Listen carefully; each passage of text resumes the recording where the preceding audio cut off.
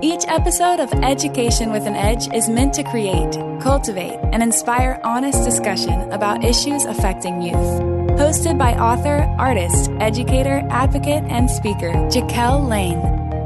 Hello and welcome. My name is Jaquel Lane, and this is Education with an Edge, the podcast that is dedicated to youth and all things children and youth related, because they are our future, and we truly know that that is what matters. This podcast is sponsored by BetterHelp. Is there something interfering with your happiness or preventing you from achieving your goals? You know, that's what Education with an Edge is all about, inspiring and encouraging people of all ages to be the best that they can be. Better, H-E-L-P, will assess your needs and help you with your own licensed professional therapist. You can start communicating in under 48 hours. It's not a crisis line. It's not a self-help. It is professional counseling done securely online. There is a broad range of expertise available, which may not be locally available in many areas. This service is available for clients worldwide. You can log into your account anytime and send a message to your counselor. You'll get timely and thoughtful responses, plus you can schedule a weekly video or phone sessions, so you won't ever have to sit in an uncomfortable waiting room as with traditional therapy. BetterHelp is committed to facilitating great therapeutic matches so that they make it easy and free to change counselors if needed. It's more affordable than traditional offline counseling, and financial aid is available. BetterHelp, that's Better, H-E-L-P, wants you to start living a happier life today. Visit their website and read their testimonials that are posted daily. That's www.betterhelp.com/reviews. Visit BetterHelp, that's Better, HELP.com/EWAN, to join over 1 million people who have taken charge of their mental health with the help of an experienced professional. In fact, so many people have been using BetterHelp, that's Better, H-E-L-P, that they are recruiting additional counselors in all 50 states. Special offer for Education with an Edge. Get 10% off with your first month at BetterHelp.com. That's Better, HELP.com/EWAN. I'm so very honored and grateful to have my wonderful friend Terri here today. Thank you so very much. She is a survivor, first of all. She's a heart patient from birth. She is an entrepreneur and a businesswoman that is empowering and encouraging people with her business Ideal Health. And she is a former Mrs. Nebraska 1988. And I'm so very honored and grateful to have you here, Terri. You've made such an impact on my life. And so I can't wait for you to just talk to our viewers about your story and about your journey. So welcome. Thank you for having me. Yes, absolutely. So just off the cuff, tell us a little bit about yourself and your childhood. Okay, well, I grew up in western Nebraska. We moved to Nebraska when I was 5, and I'm the oldest of 3 girls. My father was an entrepreneur. My mother was a housewife for a while until she got into the family business. I had a kind of a magical childhood. I mean, you know, it wasn't, I was a heart patient from birth, so we had those things to deal with as I was growing up, but my parents didn't make it a big deal, you know, so I really didn't know there was anything abnormal about myself or anything like that. But I grew up in North Platte, and that was a good little community to grow up in. Very small town. You couldn't step out of line because everybody knew what you were doing, yes, and would tell and your would parents. call. Absolutely. And so you know, I was involved in a lot of things through my church, through my school. I just had a pretty great childhood. I love that. And so you touched on a little bit I know that you're so very passionate about heart health and being healthy, and we're going to get into that later. But what was the procedure that you had, and how old were you when that happened? Well, I was born with an atrial septal defect, and what that really is in very elementary terms, it's a hole as big as a 50-cent piece by the valve of my heart. And back in the day, it was considered very risky. You didn't go in and out of the hospital like you do today. I was in the hospital 2.5 weeks at UNMC up here in Omaha, and the doctors went in and sewed the hole up, and I got a clean bill of health. Oh my gosh, that's like she's truly a miracle. You're a miracle to all of us, but you're a miracle baby. Thank you. That's wonderful. So since this is a podcast that's dedicated to youth, and honestly, Terri, I can't think of anyone in my personal experience with you who better to speak about this, because you're such a mentor to so many women, and we're going to talk about that. And you're such an inspiration, and you're such an encourager, truly, to so many women. But who was a mentor that you had as a child, and how did they impact your life? Well, I was blessed to have all 4 of my grandparents in my life. And so my paternal grandparents were farmers, very hard workers. My grandmother would go out and help in the fields, and then she'd come home and cook for the hired men. And, you know, she was a hard worker. They both were hard workers. My maternal grandparents lived in Yankton, South Dakota, and I would go spend summers with them, and I was very close to all 4 of them. They were very different as grandparents, but impacted me, you know, immensely in my formative years. Well, and that so shows true, because you are such a hard worker in everything that you do. You go above and beyond. But I think that that's such a blessing when you're able to have both sets of grandparents. And that's such a rarity, too, for people. You can learn so much from older generations that can teach you. So that's beautiful. What did you want to be? What did little Terri want to be when she grew up? Well, I wanted to be a nurse, because when I went and had my open heart surgery, I saw how the nurses cared for their patients, and just the caring aspect of it. However, I didn't realize that I was very squeamish, and needles and blood would make me pass out.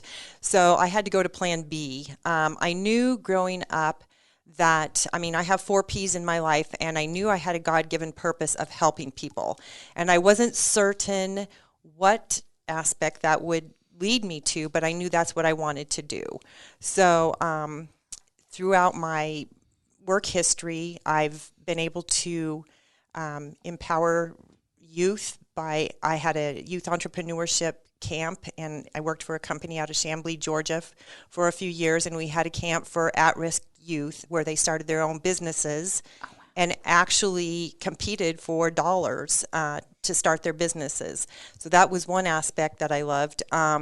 I also was an educational career consultant for, back then it was called Lincoln School of Commerce, where I went into all the high schools and spoke to the seniors about senioritis, dressing for success, budgeting, things that you don't get in a typical classroom, and just, overcoming life situations. Adversity, 100%. Absolutely, yeah. Absolutely.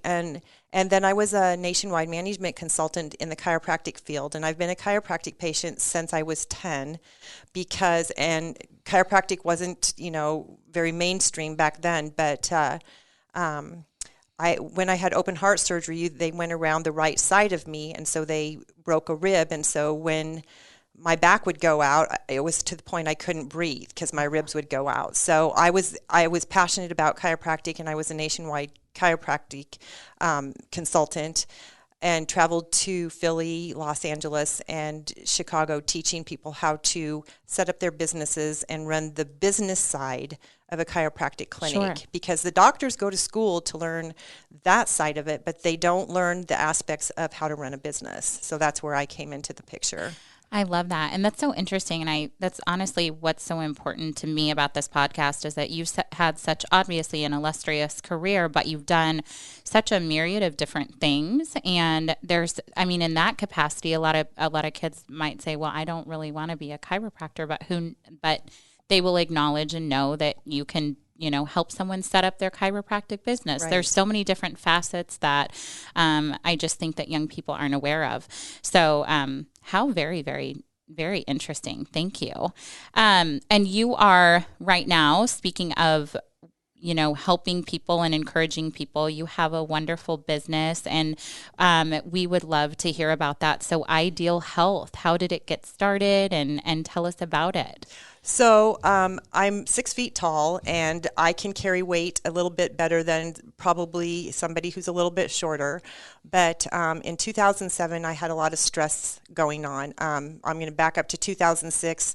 2006, my second grandson was born, and he had a hole in his heart and was life-flighted to Children's. And 2 weeks later, my father-in-law went out to mow the lawn, and he died of a heart attack out on the yard. And so I had stress going on. I had things going on in my life, in our family. And in 2007, I was diagnosed with atrial fib, where they had to shock my heart back into rhythm. And that is a situation I never, ever want to repeat. So, of course, my cardiologist and my doctors were like, just you need to get a little bit of weight off so that you're healthy and you're not stressing your heart out. And I had seen my sister-in-law at a family event. Actually, it was an Easter event, and she looked phenomenal. And I said, I don't know what you're doing, but I want to do it. I need to lose the weight. And so she introduced me to Ideal Protein, which is a protocol out of France that was started over 30 years ago. And I looked into it in Lincoln, found a chiropractor who did the protocol. Lost 65 pounds in 6 months, and stayed on it. Did not cheat once. And then I was so passionate that, like I said, you have a purpose. Yes, 100%. And I was so passionate about it. I felt so good about myself, and I could see the changes within myself, not just the physical changes, but emotionally and mentally and spiritually.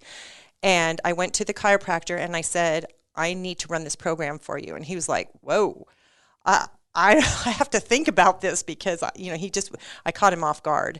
But as it goes, things happen for a reason. And I had just been ripped from my position at the university, and he had just let his front desk chiropractic assistant go. And so he thought about it, prayed about it, and hired me. And I ran his protocol for 6 years till I went out on my own and started my own business. That is awesome. Yes. That is such an awesome story. And so inspiring and encouraging, because you said something so important that I think we are so fixated on our outward appearance sometimes, and we don't take time to appreciate, it really is almost addictive once you start to feel so good on the inside and so healthy, and you're the perfect person to promote that to other people that might be going through the same thing. So thank you for doing what you do. Thank you. And we are going to, I want to include, because you've done and you've been in, a part of so many phenomenal organizations, but one of the, and the organization which I had the honor and pleasure of meeting you through, is that you are very instrumental and very active in the Mrs. Nebraska America organization, and you take such great care of the sisterhood, and just really, you really truly do. You are the Miss Nebraska for America and Mrs. Nebraskan historian, and so we're so very happy about that, because it's such a beautiful history and legacy. But I want to talk about when you were crowned as Mrs. Nebraska in 1988. Okay, well, so I'm from North Platte. Yes. Never had entered a pageant in my life, but every little girl dreams of it, as you know. Yes. But I got married at 19, so I felt all those dreams were gone. Did not even know there was a Mrs. Nebraska or America pageant. Was working with the Miss Nebraska board in 87, and at the pageant in 87, Jan Wilcoxon, who was the director of the Mrs. Nebraska pageant at the time, had come out to North Platte, and she saw me and came up to me and said, "Are you married?" And I thought, okay, that's kind of a weird question, but sure, yes, I am. And she said, "You need to run for Mrs. Nebraska." And I said, "You don't even know me. I am clumsy. I cannot walk and chew gum. You've got to be kidding." She goes, "No, I am serious. You need to run." So I thought about it. My parents are they were very conservative people. So entering a pageant was something that I knew if I told them, it wasn't going to go over well. Mm-hmm. So I told my husband, and he supported me. And the thing is, I had some situations that had happened. I had made the decision, yes, I was going to do this, but my dad had a business. He had a bank in North Platte that got FDIC came in and shut it down. Mm-hmm. 2 weeks later, I got into a car accident where I went in through the windshield of my car with my daughters. And so Jan called me and she said, well, I guess you probably won't be running. And I said, that is the only thing that is keeping me going right now, because I had lost my job. I had worked for my dad. Mm-hmm. I was rehabbing. Yes. You know, and you always need something to give you a drive and to give you purpose. And so I didn't have the money because I didn't have the job, you know, anymore.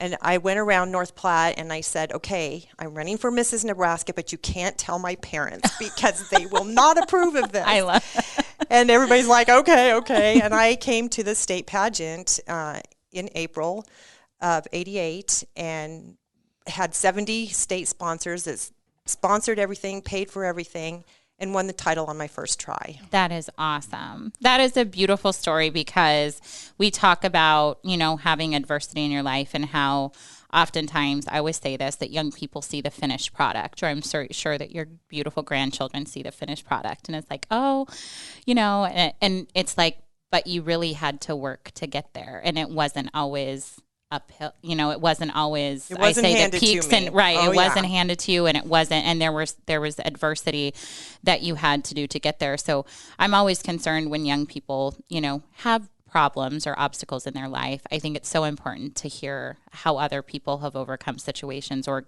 attained a goal that they really wanted. Right. You know? Well, if it would have been easy and straightforward and I would have had the money and I wouldn't have had the physical therapy, you know, I don't think it would have been as sweet to get the crown as when I did. But, you know, you've got to go through, in order to grow, you've got to go through situations like that. You've got to, you know, there's a reason why things happen. And to question or say, I will never be able to achieve that because this or this or this is in my way, it's like, if it's meant to be, it'll happen. You will find a way. Yes. You know, and that's what I had to do. I had to navigate around all those roadblocks so that I could, because I was passionate, because I had friends in North Platte, they're like, oh my gosh, I can't believe you're even doing this. Why are you even considering this? You know, and people that tried to talk me out of it. Sure. And it's like, no, you're not going to talk me out of this. I am going to do this. Right. But how many of us, I mean, for you, it was the pageant, but for someone else, it could be a dream. And, you know, how often have we allowed people to, you know, really be negative voices in our lives? And maybe they don't mean to be, maybe they have the best of intentions, but you really touched on something. I mean, you had I can do this attitude and just set your mind to it, which is so important. You have to have that can do it grit mentality to get, you know, to this is my dream. This is what I want. This is my goal. This is what I want. And this is how I'm going to do it. And I'm not going to let anyone stand in my way. Not in, you know, not to be negative, but yeah, this is something that's important to me. Right. Yeah. Right. And the same is true with owning a business and being a business owner. I never thought I would be a business owner and be out on my own. But my dad was an entrepreneur. He started his own business. He had to drop out of college after his first year and go help my grandfather on the family farm because my grandfather was sick. And he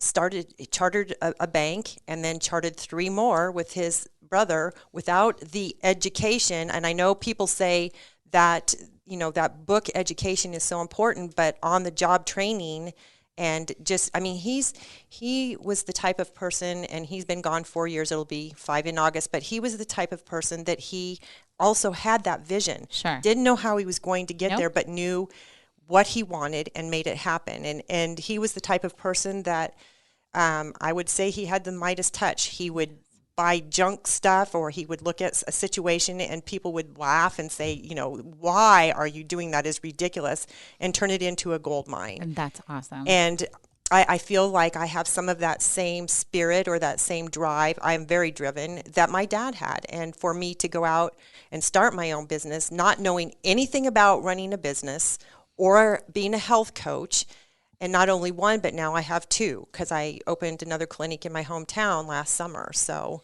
no, and that is such an impactful story for many young people, because another thing is too, it's sometimes very scary to step out on your own with no safety net, right?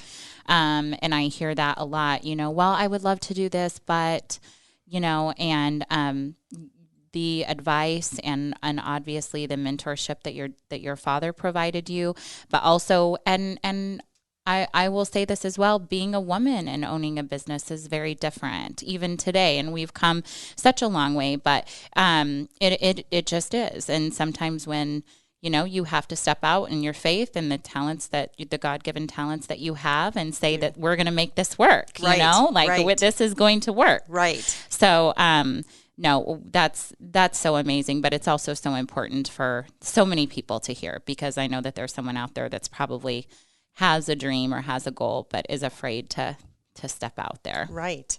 And that's as a health coach or as a clinic owner, this is what my message to any of my clients, because they're like, I cannot lose weight, or I cannot get to this, this ideal weight that I want to get to, or I have all these health problems and this and that. And I said, you are giving me excuses. Yes. If you want to do this, you can make it happen. Yes. And I will be here every step of the way. And that's the difference of the ideal protein protocol as opposed to doing like maybe something online or Weight Watchers. And I don't mean to diminish any of them, because everybody has to find the protocol that fits them. Sure. But that's kind of what sets us apart, because when you hire us as a health coach, we're there for life. We're your life coach. That's as long as you want us. And it's not just losing the weight, it's long after the weight is gone, because there's emotional, mental, and physical. We're a triangle, and it all intertwines. And when you're off in one area, it throws everything off. And I think that is so what I love about your business, Ideal Health, is because that's just something that I think we're just now on the brink of discovering, where it was so fixated, especially in health and wellness, on, the next thing and the next diet and this, that, and the other. And it truly has to be a lifestyle, but it's so mental and emotional too. It is. And the way that you feel about, there have certainly been times in all of our lives, I'm sure, where it's like when you feel like one cog is missing, then it throws everything off, you know? Well, it is. Just think about a typical day. You haven't maybe slept well at night, and Yes. sleep is so important, and you wake up and you're feeling achy, and you go to your closet and you put an outfit on and you don't feel good about it, and you feel like you look ugly or whatever the Yes. situation is. And that just spirals your whole mentality of how your day's going to go. It all affects each other Yes. very much. Yes, So. it's all connected. And I love about your company that you say that we're with you for life, because we do need that community. That is so very important. And we need someone that's there, that's cheering for us to say, you know what, this is going to be hard, but you can do it, Yes. So that's wonderful. I know that you are involved and have been involved in been such a huge part of your community, and not just your community, throughout the state of Nebraska. But what are some of your favorite involvements, or some of the things that you're most proud of in terms of, your community or your state of Nebraska? Can you just tell us a little bit about a few of those? Well, anytime I'm able to give back to a charity, whether it's the American Cancer Society because my mother had breast cancer, or if it's the American Heart Association because I'm a heart survivor and I have a grandson who's a heart survivor. I also have a very strong connection to you, because youth, they tug at my heartstrings. And anytime I can impact youth and make a difference, I think of a story that I was presenting to a small school up in northern Nebraska, and I was telling about my story a little bit about how my parents were not supporting me for my quest for Mrs. Nebraska, but I went ahead and did it anyway, and they were, against certain things that I did, but I stayed true to myself and did it. And a young lady got up and was crying and left the room, and the teacher came up to me after the class and said, she's going through a hard time with her parents right now, and that hit her like a ton of bricks, and thank you so much for sharing your story, because that is exactly what she needed. And who knows, what we're doing, a small thing or a large thing, to impact kids. Oh, 100%. And I think that the only way that we, can reach kids is that I wish that I would have had a show like this when I was growing up, and then I could listen to someone like you that said, I'm fine and I came out on the other side. Were there some difficult choices that I had to make? Yes. Did I do everything? I had to be true to myself, before anything else. And I think that more than ever, children need to hear that. Youth need to hear that. And when you see a person, you see where they're at today. You don't see their journey. I was gangly. I was awkward. I had big ears. I had knobby knees. And I was bullied a lot. And in high school, in junior high, I was, but I was squirrely. And I didn't care because I had a best friend. And we didn't care. Right. We didn't care. But you look at me now and you think, well, she's kind of put together. She's kind of got it all together. But my journey didn't always look like this. Right. So, and thank you for sharing that, because I think once again, it's like the finished portrait as opposed to, the canvas that has been being created. And so that's so important. Which brings me to my next point. So if you were to offer one piece of advice to a young person today that's struggling, what would it be? I would say, my faith is what got me through everything. Yes. So I think faith is really, really important, because when other people weren't there for me, friends or family, I knew God was. Yes. I had a very strong faith. To come out of an open heart surgery at the age of 10, and I don't know, it just was very life-changing for me. So stay true to who you are. Find people who are mentors. My dad was a mentor. I had a boss. I worked at A&W in North Platte. I love that. Yeah, and they were great mentors. Of course, my grandparents. Yes. Be involved in positive things. It's so easy to get sucked into the negative things. And just look for those people who are there to cheerlead and support you. And they're out there, but you sometimes have to look. You sometimes have to dig. Right? Yeah. Right. Yep. Absolutely. Such sound advice. And then what would you say, do you have a favorite quote or like a fun motto that you kind of live by? You do really fun ones that you post. She's got this wonderful page that she posts. Well, there's Queenisms. Yes, I post those every single day. I love those. And that gal, I can't remember what her real name is, but she was Mimi on the Drew Carey show, if you can remember back in the... Oh, yeah. But what they post every single day, it's about being who you are, being your true, authentic self. Yes. And don't let people change anything about you. Yes. Swim in your own lane, as one of our Mrs. Nebraska sisters would say, yes. and just stay true to yourself. So there's not any one quote really. No, but I love, you have so many great ones that I love to read those every day, but no, that's sound advice. And I truly, me being a middle school teacher, I appreciate the kiddos that you can tell are totally comfortable in their own skin, and you hope that can continue, yes. into high school and college and beyond, because there's so many messages coming at them to be all kinds of different things. And it's just refreshing. So, well, I think of my youngest grandson, when you're talking about that, he was born with a cleft lip. And so he kind of had adversity coming out of the chute here. And, but he's so confident in himself. Yes. He's so confident, yes. When we focus on certain things like our looks or our this or that, he's a very confident young man. He's an entrepreneur, because every single day he's calling me and saying, okay, Grandma, here's my new job. Today I'm picking up dog poop, and tomorrow I'm mowing a lawn, and next week I'm going to buy a Lamborghini. And it's like, I didn't even know what a Lamborghini was till last week. You know what I mean? It's like, Aiden, you're 11 years old and you're just so well put together. Yes. So somewhere he's had the roots. Yes. Has been given the roots and the confidence. Mm-hmm. Now he's got two older brothers that pick on him mercifully, and maybe that has something to do with it. I don't know, but I think about him a lot. I think about kids, because I see how hard it is. Mm-hmm. I knew what I had as challenges when I was in middle school and high school, but it's multiplied 1,000% anymore because you don't have the family structure. No. You don't have the faith base. You don't have a lot of those things. I was in Campfire Girls, and that's where I learned my 6 character counts. Sure. How to have good character. But there's a lot of things that these kids don't have anymore. They have idle time. They're on their devices, or they're just kind of left to fend for themselves. And I think about that, So. Absolutely.